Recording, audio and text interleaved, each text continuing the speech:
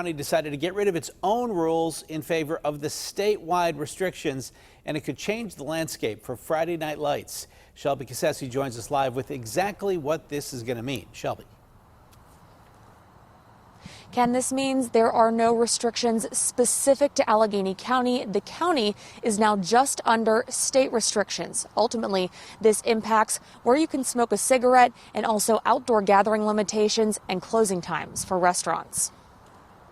Allegheny County Health Director Dr. Deborah Bogan announced Thursday all of the coronavirus restrictions specific to Allegheny County have been lifted, while all state orders remain in place.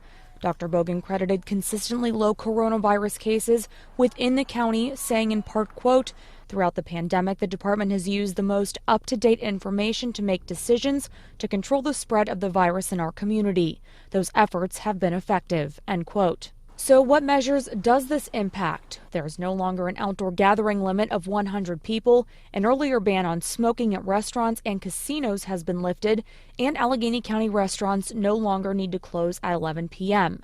But statewide limits on restaurant capacity, last call for alcohol, masks, and worker safety are in effect.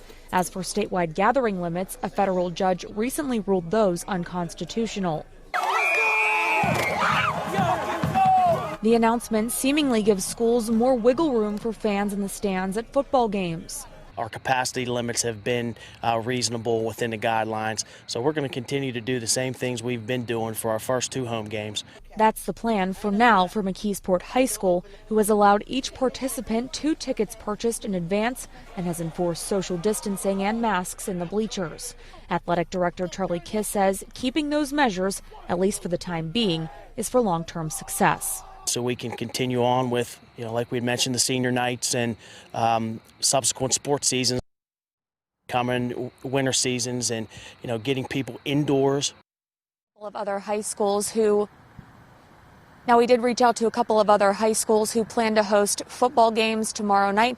Pine Richland says because of the county's announcement, they anticipate a targeted increase in spectators. North Hill says participants will now get 2 tickets apiece instead of 1, but the ball was rolling on that before today's announcement and is not related. Reporting live, Shelby Cassesse, KDKA News.